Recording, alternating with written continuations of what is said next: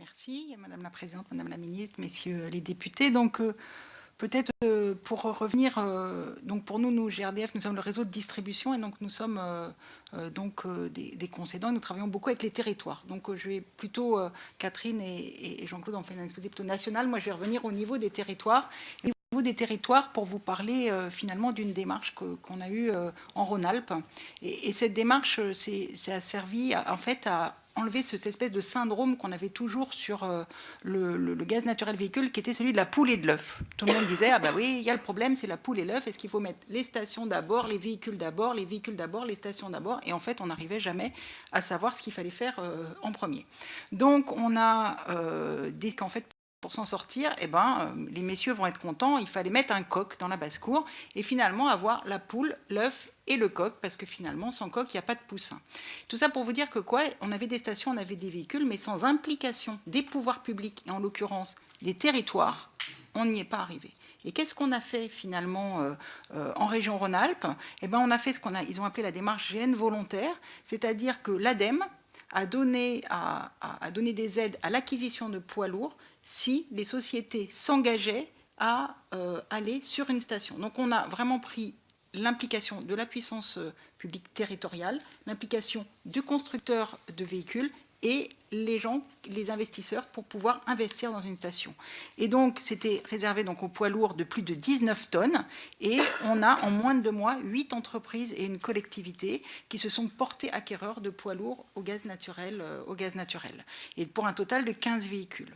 Donc, du coup, voilà, concrètement, on a réussi à faire émerger des stations. Alors, ce n'est pas la première, ce n'est pas la dernière, mais on voit que ce genre de dispositif, finalement, où on arrive à se dire comment on peut faire, est-ce qu'il faut avoir la station d'abord et attendre que les véhicules viennent, ce que font toujours les GPL, hein, ils ont 1000 stations, mais ils attendent toujours les véhicules, ou est-ce qu'on met des véhicules, mais finalement on n'aura pas de station?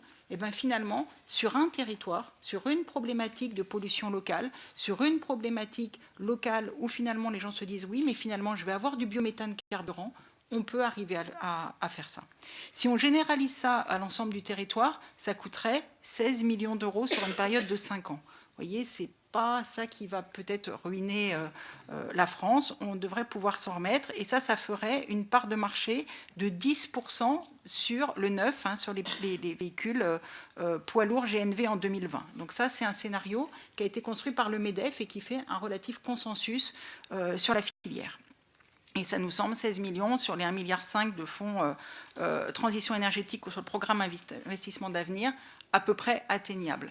Et c'est vrai qu'on y tient beaucoup, et on y tient à ce que ce soit les territoires qui le décident, parce que, encore une fois, à notre avis, c'est bien aux territoires de voir finalement où est-ce que c'est le plus opportun, où est-ce qu'ils ont envie, et on voit, et j'y reviendrai, que la démarche des TEPCV, des territoires à énergie positive pour la croissance verte, vraiment porte ça.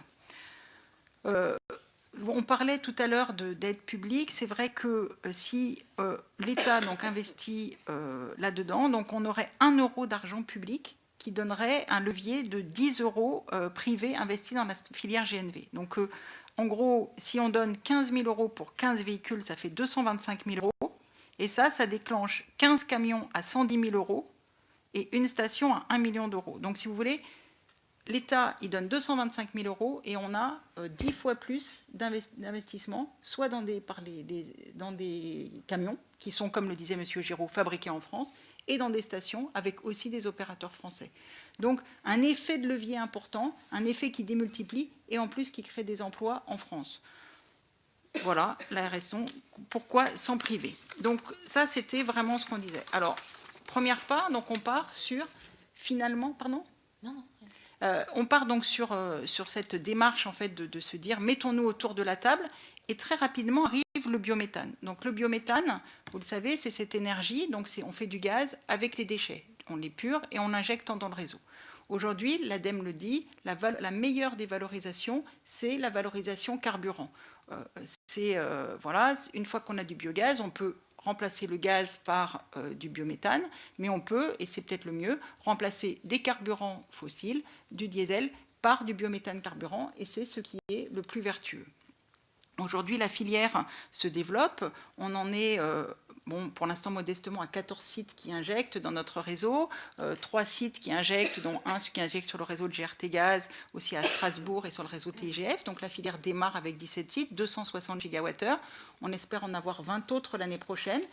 Donc voilà, et vous le savez fort bien, ces projets de méthanisation sont aussi des projets territoriaux. Ça ne se décrète pas à Paris, c'est des projets de territoire. Et finalement, les projets de territoire, quand ils se sont tous mis d'accord, où est-ce que je vais faire de mes intrants, de mes digestats, etc., ils pensent à la valorisation, et la valorisation carburant est naturelle. Tous les projets qu'on a pu avoir, même à Mortagne-sur-Sèvre, finalement, ils se sont dit, ah mais oui, si finalement on mettait...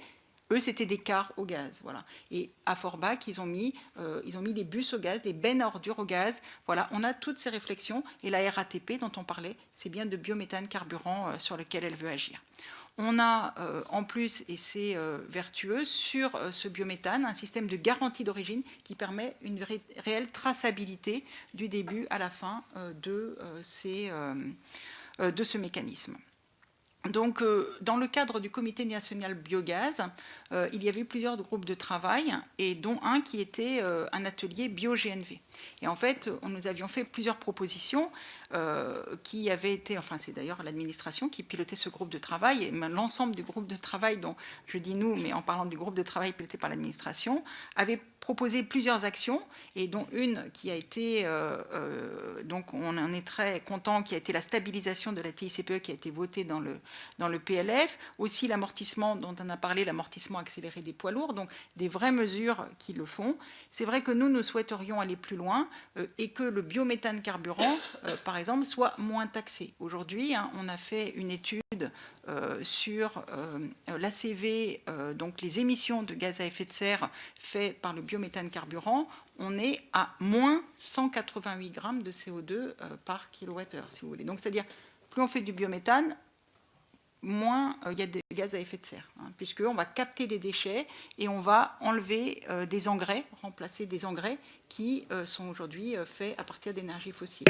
Donc, en global, on a vraiment une énergie très, très propre, et on se dit, aujourd'hui, des taxis qui roulent au diesel, ils sont partiellement détaxés. Des taxis qui roulent au biométhane carburant, ils sont taxés. Voilà. Bon. Donc, voilà. Donc, ils ne le font pas d'ailleurs. Voilà. Et puis, l'autre chose à laquelle on est très attaché, et on pense vraiment que votre mission pourrait nous aider, c'est qu'aujourd'hui, le biométhane carburant n'est pas reconnu par l'État comme un biocarburant avancé. Ça n'est pas marqué dans la PPE. Aujourd'hui, la directive énergie renouvelable reconnaît parmi le biométhane comme un biocarburant avancé, et nous, le biométhane ne compte pas dans les objectifs de 10% de carburant renouvelable à l'horizon 2020 et de 15% à l'horizon 2030. Il n'est pas reconnu comme un biocarburant avancé, et c'est dommage. Et nous, on est persuadés que le biométhane pourrait demain être intégré dans les objectifs de la France de biocarburants avancés, et que les carburantiers puissent se tourner, comme ils se tournent vers le bioéthanol ou le biodiesel, vers le biométhane carburant. Et grâce aux garanties d'origine, on a un système de traçabilité qui peut tout à fait être convaincu. Donc, on espère qu'on arrivera à faire pousser ça, mais encore faut-il qu'on... Pour revenir donc au territoire, donc les territoires aujourd'hui se sont saisis ça. Nous avons aujourd'hui 94 TEPCV, donc ces territoires énergie positive pour la croissance verte, qui intègrent la problématique du gaz, et donc il y en a 34 qui ont identifié le GNV, et donc comme action prioritaire. Donc ça démarre. On a notamment le Grand 3, Forbach, Saint-Étienne Métropole, je peux vous en citer d'autres, à Mont-de-Marsan dans les Landes, voilà, à Marem, Adour, Côte-Sud, enfin bon bref, plein de TEPCV qui font ça. Donc on voit que les territoires s'étant saisis du biométhane se saisissent du gaz naturel carburant et du biométhane carburant. On voit qu'il y a une vraie dynamique de territoire qui se crée, et notamment ce que disait M. Giraud, parce que les villes se sentent vraiment portées aussi sur la logistique du dernier kilomètre, se sentent vraiment portées par une responsabilité d'accompagner, se dire, si finalement, avec ma station d'épuration, je faisais rouler mes bus, ou avec la gestion de mes déchets, je faisais rouler mes bennes à ordures, oui, je créerais un vrai plus pour mes administrés. Et à l'exemple de ce qu'on a fait avec City Logistique à Lyon, on peut, qui est donc l'accompagnement pareil de la logistique du dernier kilomètre au gaz, on peut vraiment aller très très loin vers ça. Donc voilà, pour vous dire qu'aujourd'hui, au niveau politique, on commence un petit peu à être tenu. Ce qu'on espère surtout, c'est que, et en tout cas on le démontre, c'est que dans les territoires, on est déjà reconnu comme pertinent et de plus en plus de transporteurs, en tout cas, et de camions, de fabricants de camions et de territoires demandent à ce que aussi bien les bus que les camions passent au gaz, et nous, on s'en réjouit. Voilà, on est à votre disposition pour les questions, comme vous nous l'aviez demandé.